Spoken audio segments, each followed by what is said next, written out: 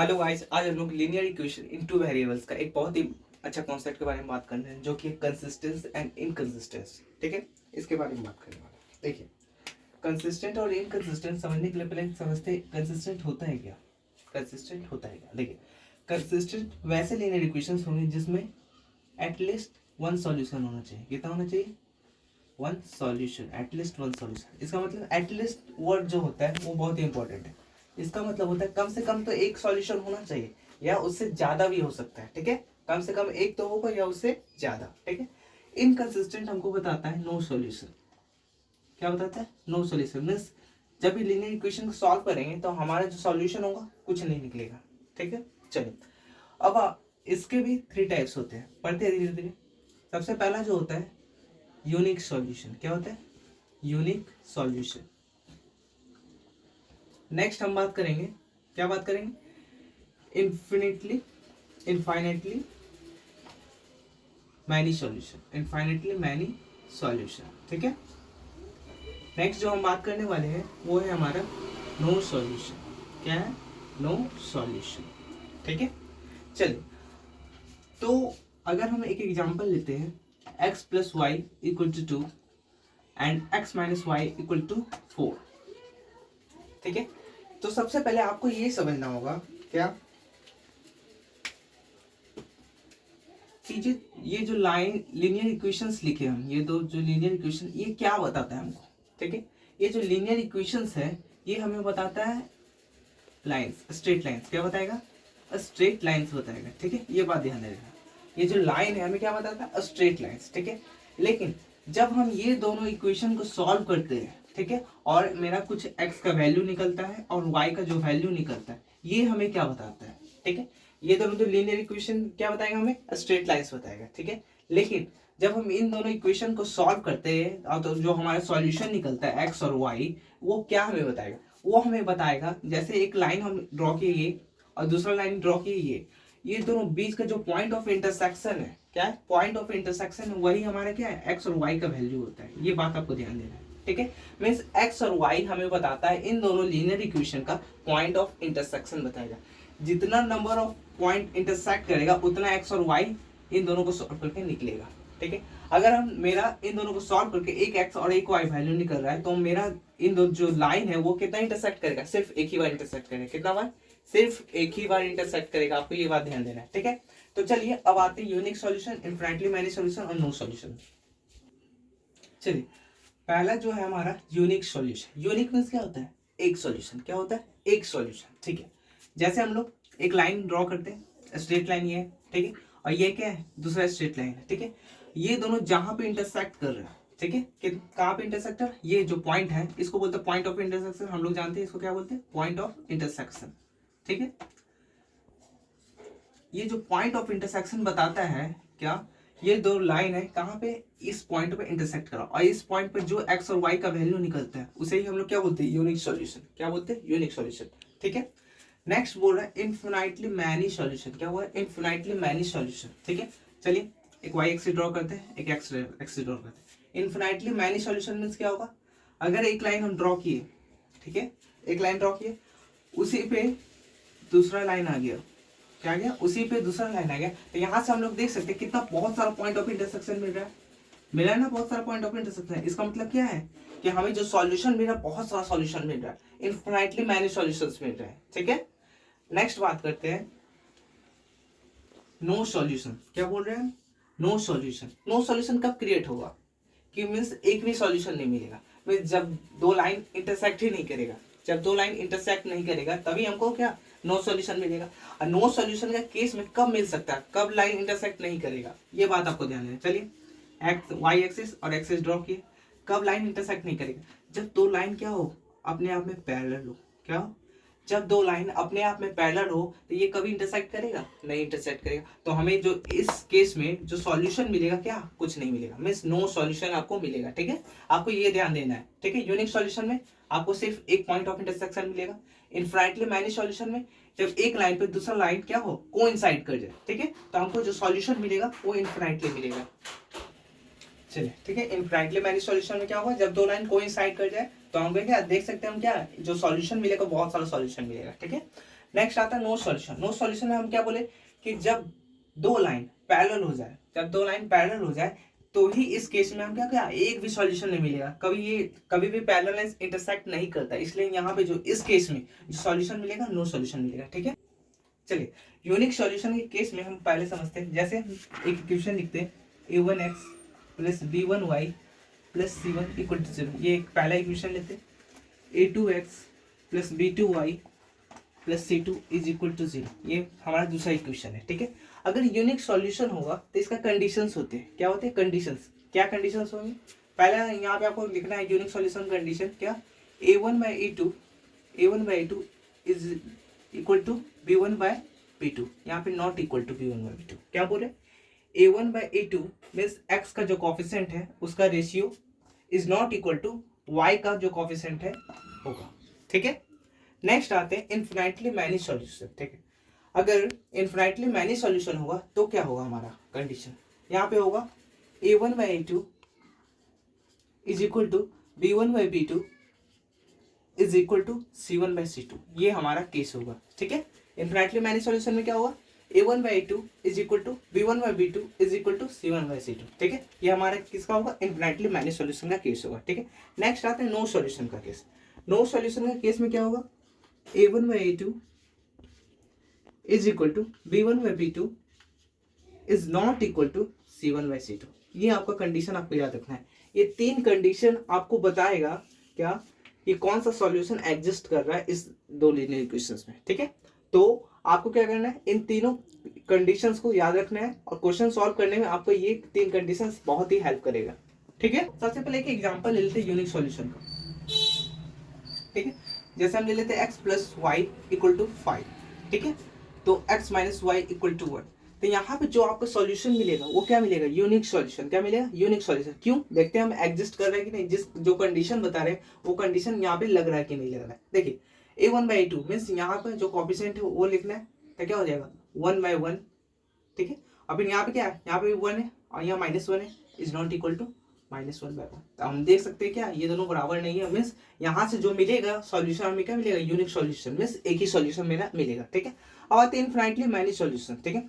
Infinitely many solution का जैसे हम लिखते हैं x plus y plus 3 equal to 0, ठीक है।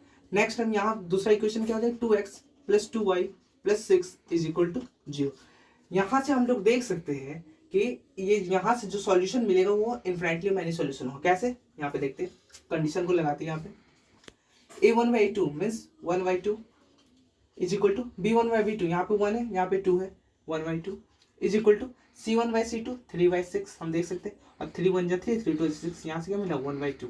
तो हम लोग देख सकते हैं a1/a2 is equal to b1/b2 is equal to c1/c2। Means इन दोनों इक्वेशन से हमें क्या मिलेगा इनफिनाइटली मैनी सॉल्यूशन मिलेगा। क्या मिलेगा इनफिनाइटली मैनी सॉल्यूशन, ठीक है। नेक्स्ट आते हैं no solution. No solution case कब हो सकता है देखते हैं, यहाँ पे एक एग्जांपल यहाँ लिखते हैं, यहाँ लिखते हैं x plus y plus 2 equal to 0, ठीक है। Next 3x plus 3y plus 6 equal to 0, ठीक है। यहाँ से यहाँ पे हम कर लेते हैं 5। यहाँ पे हम लोग जो कंडीशन मिलेगा वो क्या मिलेगा नो सॉल्यूशन कंडीशन मिलेगा। कैसे देखते हैं, यहाँ से हम देख सकते हैं 1/3 इज इक्वल टू, यहाँ से 1/3 इज नॉट इक्वल टू 2/5। देखिए a1/a2 is equal to b1/b2 is not equal to c1/c2। यहाँ से हम लोग देख सकते हैं किसका सॉल्यूशन मिल रहा है, नो सॉल्यूशन केस मिल रहा है, ठीक है। चलिए अब क्या करना है हमको क्वेश्चन सॉल्व करने इससे रिलेटेड, ठीक है। चलिए हम लोगों ने पढ़ा था कंसिस्टेंस में क्या होता है एटलीस्ट वन सॉल्यूशन, जिसमें एक कम से कम एक सॉल्यूशन होना चाहिए या ज्यादा भी हो सकता है। लेकिन इनकंसिस्टेंट में हम लोग क्या बोले थे no solution. Means no solution का कंडीशन कहाँ पे एग्जिस्ट करेगा इनकंसिस्टेंट में एग्जिस्ट करेगा, मीन्स जहाँ पे हमको पैरेलल लाइंस मिलेगा। ये बात आपको ध्यान देना है, ठीक है। और कंसिस्टेंट में क्या बोले थे एटलीस्ट वन सॉल्यूशन। क्या बोले थे एटलीस्ट वन सॉल्यूशन, जिसमें कम से कम एक सॉल्यूशन होना चाहिए, ठीक है। अगर कम से कम एक सॉल्यूशन होगा तो यहाँ पे हम लोग क्या बोल सकते हैं यूनिक सॉल्यूशन भी एग्जिस्ट आएगा, ठीक है। यहाँ पे यूनिक सॉल्यूशन का कंडीशन भी आएगा और इनफिनाइटली मैनी सॉल्यूशन का भी कंडीशन आएगा। इनफिनाइटली सॉल्यूशन यहाँ पे ले सकते हैं, ठीक है। कंसिस्टेंस में अगर कम से कम एक सॉल्यूशन हो सकता है तो यूनिक सॉल्यूशन भी आएगा और इनफिनाइटली सॉल्यूशन भी आ सकता है, ठीक है। इनकंसिस्टेंट में हम क्या बोले थे, no solution. No solution condition किस में आता है, पैरेलल लाइंस, तो आपको ये ध्यान रखना है, ठीक है। तो अब चलिए आते हैं क्वेश्चन पे। क्वेश्चन क्या बोल रहा है, so that the systems of equation 2x + 5y = 17 and 5x + 3y = 14 has a unique solution, ठीक है। यूनिक सॉल्यूशन कंडीशन हम क्या बताए थे, सबसे पहले कंडीशन लिखना है, क्या था, लिख लेते हैं फिर से, a1x + b1y + c1 = 0, a2x + b2y + c2 = 0, ये था। और इसमें क्या बताया था, unique solution, for unique solution, तो यूनिक सॉल्यूशन क्या बताए थे, x का कोफिशिएंट का रेशियो, x का कोफिशिएंट का रेशियो, y का कोफिशिएंट का रेशियो b1/b2, ये दोनों क्या होगा, नहीं बराबर होगा, not equal to a1/a2 is not equal to b1/b2, यही था यूनिक सॉल्यूशन का। चलिए अब यूनिक सॉल्यूशन का केस में हमको इस क्या करना है, प्रूव करना है, ठीक है। प्रूव करने के लिए सबसे पहले हमको क्या करना होगा, यही कंडीशन निकालना होगा। क्या क्या इक्वेशन दिया हुआ, 2x + 5y, इसको इधर कर लेंगे, -17 = 0, 5x + 3y - 14 = 0। आपको क्या ध्यान रखना है, अगर आपका इक्वेशन 2x + 5y = 17 दिया हुआ है और यहाँ 5x + 3y - 14 = 0, तो आपको ध्यान रखना है, पहले इसको अरेंज करना है। क्या करना है, अरेंज। अरेंज किस फॉर्म में करेंगे, इस फॉर्म में। सबको ले आना है लेफ्ट हैंड साइड, ठीक है। सबको क्या करना है, आपको लेफ्ट हैंड साइड लाना है, तभी आपको सॉल्व करना है, ठीक है। ये बात आपको ध्यान रखना है। चलिए यहाँ पे सब क्या है, लेफ्ट हैंड साइड पहले सही है, ठीक है। तो चलिए हम सॉल्व करते हैं, क्या हो, a1/a2 is not equal to b1/b2, देखते हैं a1/a2 क्या यहाँ से निकल रहा है, 2/5, ठीक है। x कोएफिशिएंट, b1/b2 यहाँ से क्या निकल रहा है, 5/3। तो यहाँ पे हम क्लियरली देख सकते हैं, क्या क्या देख सकते हैं, a1/a2 is not equal to b1/b2। तो यहाँ से हमको क्या मिल गया, hence it is proved, hence it is proved that this system of equation has unique solution। देख सकते हैं। चलिए नेक्स्ट क्वेश्चन क्या बोल रहा है, find the value of k for which the system of equations has no solution, ठीक है। k का वैल्यू फाइंड करना है जिसमें ये जो सिस्टम ऑफ इक्वेशन दे रहा है वो क्या है, नो सॉल्यूशन है, ठीक है। नो सॉल्यूशन कंडीशन हम क्या बताए थे आपको, a1/a2 is equal to b1/b2, ठीक है, is not equal to c1/c2, ठीक है। और नो सॉल्यूशन का केस कब हो सकता है, जब लाइंस क्या हो, पैरेलल हो, क्या हो, पैरेलल लाइंस हो, ठीक है। पैरेलल लाइंस का केस में क्या होता है, सॉल्यूशन क्या, कुछ भी सॉल्यूशन हमें नहीं मिलता है, ठीक है। तो देखते हैं यहाँ पे x का कोफिशिएंट क्या है, यहाँ पे 1, और यहाँ पे x का कोफिशिएंट क्या है 3, तो a1/a2 क्या हो जाएगा 1/3, ठीक है। और b1/b2 क्या होगा, b1/b2 2 अपॉन y कोफिशिएंट क्या है k, ठीक है, is not equal to c1। तो c1 के लिए सबसे पहले आपको क्या करना होगा, ये जो इक्वेशन है हम क्या बोले थे, इक्वेशन को एक साथ लिखना होगा, लेफ्ट हैंड साइड सबको ले आना होगा, x + 2y - 5 = 0, और ये तो सारा लेफ्ट हैंड साइड पहले से ही है, 3x + ky - 15 = 0, ठीक है। तो हम क्या करना होगा, यहाँ से हो जाएगा हमारा c1 क्या हो जाएगा -5 और c2 क्या हो जाएगा -15, ठीक है। तो देखते हैं यहाँ पे क्या होना चाहिए, यहाँ से अगर हम k का वैल्यू निकालें इन दोनों को सॉल्व करके, क्या हो जाएगा 1/3 = 2/k, और यहाँ से क्या हो जाएगा 2/k is not equal to -5 upon -15, ठीक है। तो यहाँ से k का वैल्यू हम क्रॉस मल्टीप्लाई करेंगे तो k, और यहाँ पे 3 × 2 क्या हो जाएगा k = 6, ठीक है। और यहाँ से 5 3 से क्या होता है 15, तो यहाँ से 2/k इज इक्वल टू 1/3, तो यहाँ से भी k का वैल्यू क्या आ जा रहा है, नॉट इक्वल टू 6, ठीक है। यहाँ पे हम लोग देख सकते हैं, क्या देख सकते हैं, यहाँ पे k का वैल्यू क्या बोल रहा है 6 होगा, यहाँ पे k का वैल्यू क्या बोल रहा है, नॉट इक्वल टू 6, मीन्स हमारा क्या हो रहा है, एक जगह बोलता है 6 है, एक जगह बोल रहा है नहीं, मीन्स k का वैल्यू कंट्राडिक्ट कर रहा है, क्या कर रहा है, कंट्राडिक्ट। तो यहाँ पे हम लोग बोल सकते हैं hence there is no value of k, there is no value of k for which system of equation has no solution, has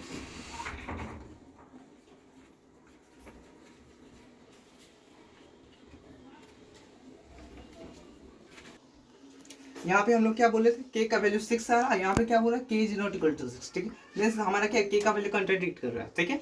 अगर कंट्राडिक्ट कर रहा है मीन्स के का वैल्यू एक भी ऐसा एग्जिस्ट नहीं करेगा जिसके लिए क्या हो, नो सॉल्यूशन यहाँ पे एग्जिस्ट हो, ठीक है।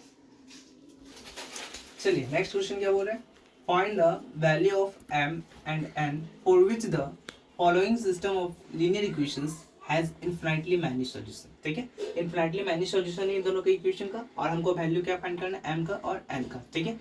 इक्वेशन क्या दिया हुआ है, 3x + 4y = 12, m + nx 2m - ny = 5m - 1, ठीक है। सबसे पहले हम क्या करेंगे, सबको लेफ्ट हैंड साइड ले आएंगे, ठीक है। लेफ्ट हैंड साइड सबको ले आते हैं पहले। 3x + 4y - 12 = 0, ठीक है। नेक्स्ट क्या आएगा, m + nx + 2m - ny - 5m - 1 = 0। ये होगा हमारा स्टैंडर्ड फॉर्म में हुआ, ठीक है। अब हमको क्या करना है, infinitely many solution. Infinitely many solution का केस कब होगा, जब एक लाइन दूसरा क्या हो जाए, कोइंसाइड कर जाए, क्या हो जाए, कोइंसाइड, तभी हमको क्या मिल सकता है, इनफिनिटली मैनी सॉल्यूशंस मिल सकता है, ठीक है। तो कोइंसाइड होने का या इनफिनिटली मैनी सॉल्यूशन का कंडीशन मैंने क्या बताया था, a1/a2 = b1/b2 = c1/c2, ठीक है। चलिए a1/a2, a1 क्या दिया हुआ, मीन्स x का कोफिशिएंट क्या दिया हुआ है 3, a2 क्या दिया हुआ है, x का कोफिशिएंट m + n, ठीक है। b1 क्या दिया हुआ है, y का कोफिशिएंट 4, यहाँ पे क्या दिया हुआ है 2 टाइम्स ऑफ m - n, ठीक है।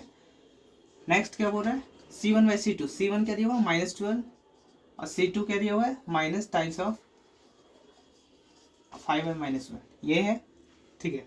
चलिए अब इसको सॉल्व करते हैं। पहले क्या करेंगे, इन दोनों को लेके सॉल्व करेंगे, ठीक है। फिर क्या करेंगे, इन दोनों को लेके सॉल्व करेंगे। चलिए पहला क्या होगा, 3/m + n = 4/2 times of m - n, ठीक है। और 4/2 times of m - n = -12 minus times of 5m - 1, यही है, ठीक है। चलिए इन दोनों को सॉल्व करते हैं। 2 टाइम्स क्या हो जाएगा, 4 हो जाएगा। चलिए अब क्रॉस मल्टीप्लाई करेंगे, 3 times of m - n 2 times of m + n, ये क्या हो गया, क्रॉस मल्टीप्लाई हो गया। तो यहाँ से हमारा क्या हो जाएगा, 3m - 3n 2 times of m + 2n, ठीक है ना, इतना। नेक्स्ट क्या होगा 3m, यहाँ 2m है, लेफ्ट हैंड साइड चला जाएगा तो क्या हो जाएगा -2m = यहाँ क्या है 3n है, राइट हैंड साइड में हो जाएगा तो क्या 3n + 2n, ठीक है। इसको हम इधर लिखते हैं। चलिए क्या होगा, 3m - 2m कितना हो जाएगा m, और यहाँ 3n + 2n कितना हो जाएगा 5n, ठीक है। ये क्या हो गया, m = 5n है, ठीक है। चलिए अब इसको सॉल्व करते हैं। कितना हो गया, 2 2 = 4, ठीक है।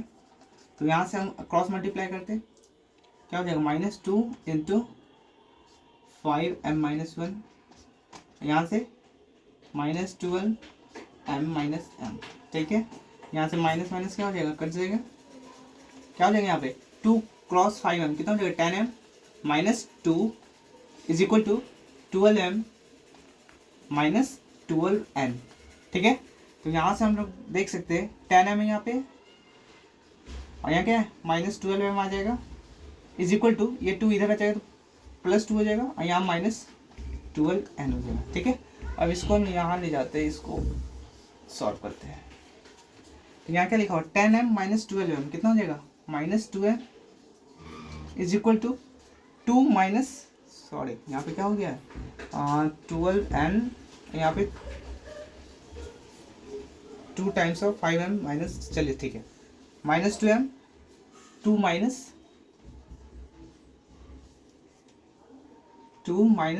12n, ठीक है। ये हो गया हमारा सेकंड इक्वेशन, ठीक है। अब हमको इस इक्वेशन को और इस इक्वेशन को लेके सॉल्व करना है, ठीक है। तो यहाँ पे जो इक्वेशन आया हम यहाँ लिख लेते हैं। क्या आया यहाँ से इक्वेशन, -2m = 2 - 12m, 2 - 12n, ठीक है। अब यहाँ से हम लोग देख सकते हैं m का वैल्यू क्या दिया हुआ है, m इक्वल टू 5n, क्या दिया हुआ है, m इक्वल टू 5n, तो यहाँ पे पुट कर देंगे हम, ठीक है। तो -2 m इक्वल टू 5n है, तो यहाँ पुट करिए तो कितना हो जाएगा, 5n equal to 2 minus 12n, ठीक है। तो यहाँ से क्या हो जाएगा, -10n is equal to 2 minus 12n, ठीक है। तो ये -10n, ठीक है, तो क्या हो जाएगा, इधर आ जाएगा 12n, तो कितना हो जाएगा, +12n इज इक्वल टू 2, तो -10n प्लस 12n कितना हो जाएगा, 2n, और यहाँ से 2, तो n इज इक्वल टू कितना आ गया, 2/2 हमारा क्या आ गया, 1, n इक्वल टू 1, मीन्स जो n का वैल्यू आया वो कितना आया हमारा, 1 आया, ठीक है। तो अगर हम n का वैल्यू पुट कर दिए यहाँ पे तो क्या हो जाएगा, m इक्वल टू 5n है, तो n का वैल्यू कितना है, 5 × 1, तो m क्या आ गया हमारा, m इक्वल टू 5, m का वैल्यू यहाँ पे आ गया हमारा 5 और n का वैल्यू कितना आ गया, 1, तो हमारा क्या हो जाएगा answer, m equal to 5 and n equal to 1। So let's end our video with it and thank you.